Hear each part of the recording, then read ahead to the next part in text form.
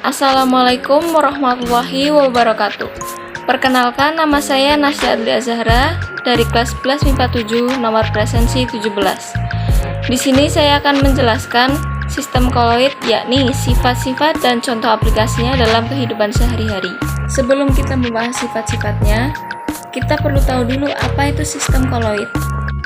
Sistem koloid merupakan suatu campuran yang terbentuk dari dua senyawa dengan fase yang berbeda, di mana partikel terlarut, yaitu fase terdispersi, tersebar secara merata di dalam pelarutnya, yaitu medium dispersi. Ukuran partikel dari sistem koloid yaitu sekitar 1 hingga 100 nm.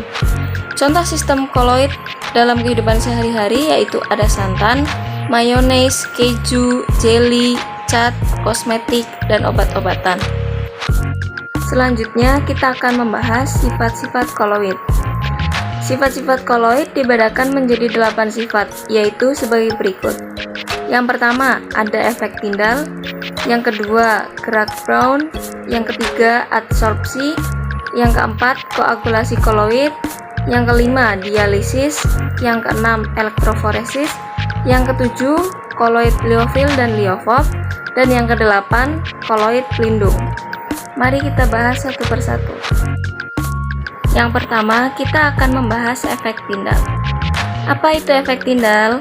Efek Tyndall merupakan peristiwa penghamburan cahaya oleh partikel koloid, di mana partikel larutan berukuran lebih kecil daripada partikel koloid. Oleh karena itu, berkas cahaya dapat dihamburkan. Namun, efek Tyndall tidak terjadi pada larutan sejati. Efek Tyndall ditemukan oleh John Tyndall. Contoh efek Tyndall dalam kehidupan sehari-hari yaitu yang pertama ada terlihatnya sinar matahari. Yang kedua ada cahaya dari mobil yang terlihat di kabut. Yang ketiga iris mata berwarna biru. Yang keempat asap dari sepeda motor. Yang kelima kaca opalescent. Yang keenam warna biru langit. Sifat kedua yaitu gerak Brown. Gerak Brown adalah gerak acak dari partikel koloid yang bisa dilihat hanya lewat mikroskop ultra. Pergerakan acak tersebut disebabkan adanya tumbukan yang tidak seimbang. Gerak Brown ditemukan oleh Robert Brown. Contoh gerak Brown dalam kehidupan sehari-hari yaitu yang pertama ada gerakan butir serbuk sari di air tenang. Kedua ada molekul air. Ketiga difusi kalsium melalui tulang. Keempat, pergerakan lubang muatan listrik di semikonduktor. Kelima, gerak elektron dalam konduktor. Dan yang keenam, partikel plasma di dalam sel. Lalu yang ketiga adalah adsorpsi. Adsorpsi merupakan proses penyerapan suatu partikel zat, baik berupa ion atau maupun molekul pada permukaan zat lain. Adsorpsi terjadi karena adanya gaya tarik yang tidak seimbang pada partikel zat yang berada pada permukaan adsorban. Contoh adsorpsi dalam kehidupan sehari-hari yaitu yang pertama ada penjernihan air dengan tawas, kedua pemutih gula pasir, yang ketiga penggunaan norit sebagai obat sakit perut, yang keempat pencucian dengan sabun, yang kelima pencelupan serat wol pada proses pewarnaan. Yang keempat yaitu sifat koagulasi koloid. Koagulasi koloid yaitu peristiwa pengendapan partikel-partikel koloid sehingga fase terdispersi terpisah dari medium pendispersinya. Koagulasi disebut juga penggumpalan.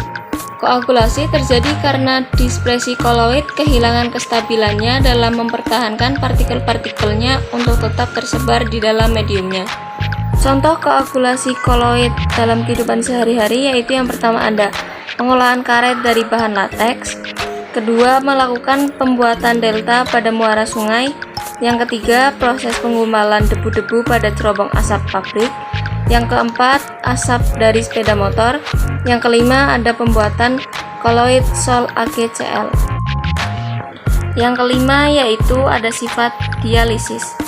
Dialisis merupakan cara mengurangi ion-ion pengganggu yang terdapat dalam sistem koloid dengan cara menggunakan selaput semi-permeabel. Proses dialisis dilakukan dengan cara memasukkan dispersi koloid ke dalam kantong semi-permeabel dan mencelupkannya ke dalam air mengalir.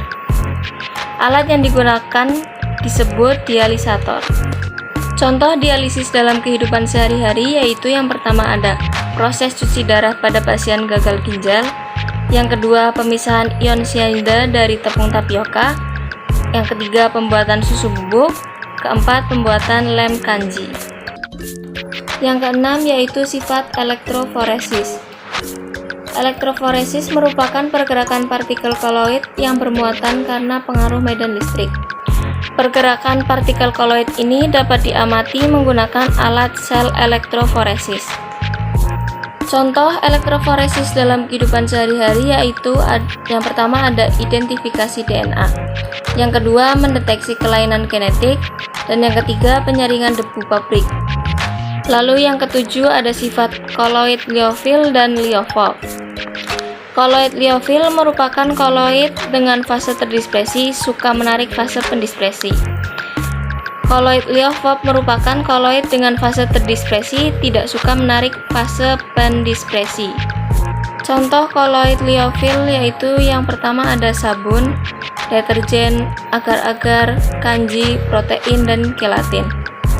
Contoh koloid liofob yang pertama yaitu ada sol belerang, sol sulfida, sol FeOH3, sol logam, susu, dan mayones. Yang terakhir ada sifat koloid pelindung.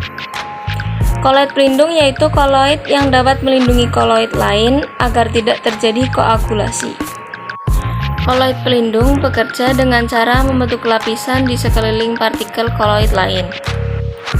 Lapisan ini berfungsi sebagai pelindung muatan koloid tersebut sehingga partikel koloid tidak menggumpal atau terpisah dari mediumnya. Contoh koloid pelindung dalam kehidupan sehari-hari yaitu yang pertama ada gelatin untuk mencegah pembentukan kristal besar es atau gula pada pembentukan es krim. Yang kedua ada silikon dan minyak silikon untuk cat dan tinta agar dapat bertahan lama. Yang ketiga yaitu ada zat-zat pengemulsi seperti sabun dan deterjen. Sekian yang bisa saya sampaikan, mohon maaf apabila ada kekurangan dan salah kata. Terima kasih dan wassalamualaikum warahmatullahi wabarakatuh.